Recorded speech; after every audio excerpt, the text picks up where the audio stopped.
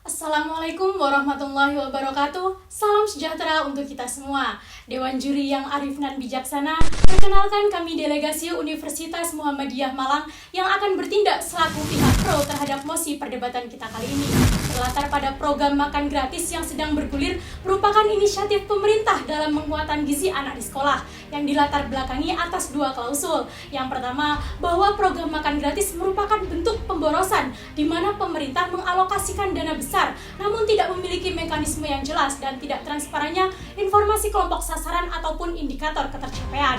Yang kedua, tidak efektifnya program ini dalam upaya meningkatkan kesejahteraan rakyat. Hasil temuan CISDI menunjukkan sebanyak 45% menu MBG menambahkan pangan ultra produk susu kemasan berperisa tinggi gula merupakan salah satu penyebab utama tren obesitas, hipertensi, dan lainnya. Dengan demikian, Dewan Juri yang terhormat, atas beberapa alasan kami menyetujui bahwa program makan gratis memanglah bentuk pemborosan anggaran yang tidak efektif dalam meningkatkan kesejahteraan rakyat. Yang pertama, secara filosofis, bahwa program makan gratis adalah bentuk pemborosan anggaran yang tidak efektif dalam meningkatkan kesejahteraan rakyat karena tidak sejalan dengan proporsionalitas efisien, efektif, dan transparan dalam bertanggung jawab sebagai fundamental prinsipal dalam negara hukum Indonesia. Hal tersebut dikarenakan program makan gratis yang digagas bertentangan sebagaimana yang diamanatkan dalam sila keempat dan pasal 23 Undang-Undang Dasar Negara Republik Indonesia tahun 1945.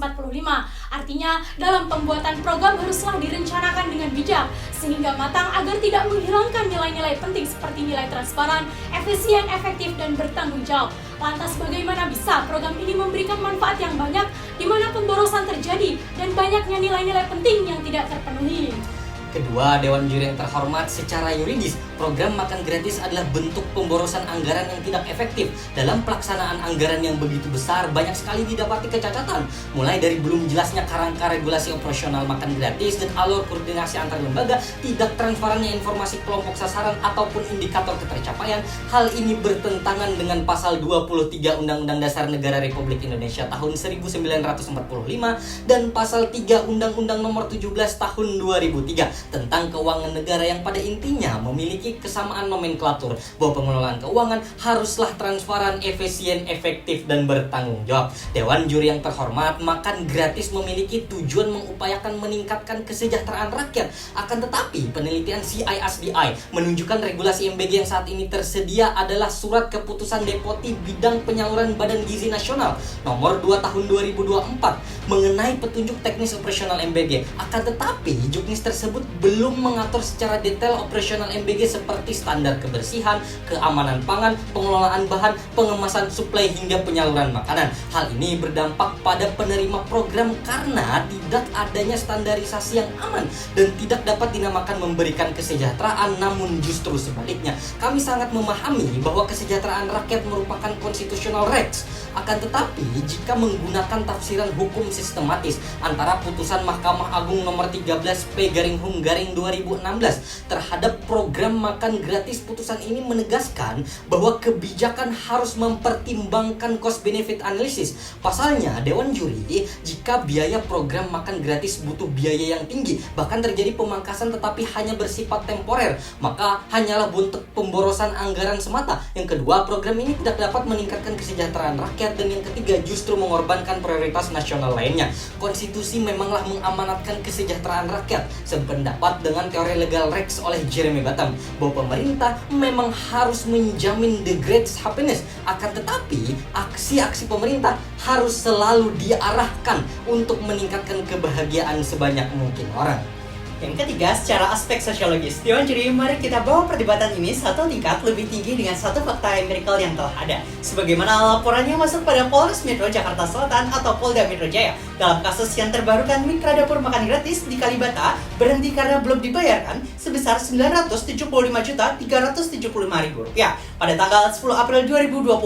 Sebagaimana hal ini saya kutip dari media berita Antara. Komparasi negara dengan program yang telah ada adalah negara India. Dengan program Midday Meal Bank pada tahun 2013 di Bihar, lebih dari 20 anak tewas karena makanan terkontaminasi pestisida dikarenakan bahan murah, pengadaan korup, dan audit yang tidak jelas. Untuk itu, Dewan Juri, mari kita analisis implikasi apa yang disebabkan adanya program ini. Meskipun program makan gratis merupakan kebijakan afirmatif yang bertujuan mulia, namun dalam hal ini pelaksananya tidak boleh mengabaikan prinsip non-maleficency, yakni kewajiban negara untuk tidak menimbulkan kerugian terhadap pihak manapun, termasuk pelaku UMKM yang menggantungkan mata pencahariannya.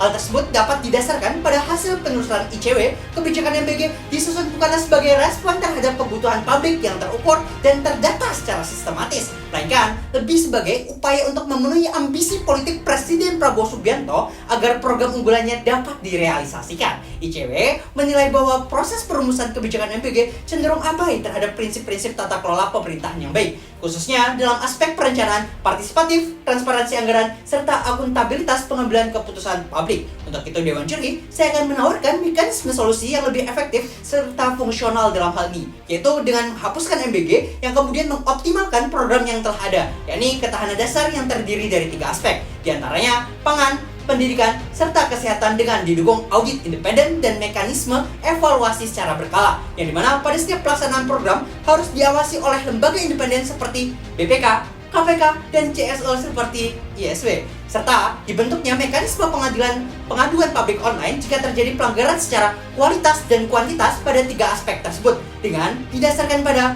prinsip akuntabilitas dan transparansi penggunaan APBN, meminimalisir potensi korupsi dan memastikan bahwa anggaran yang dikeluarkan benar-benar berdampak positif bagi masyarakat yang membutuhkan, serta untuk menghindari pemborosan anggaran serta memastikan efektivitas program sosial tersebut. Sekian dan terima kasih. Salam konstitusi.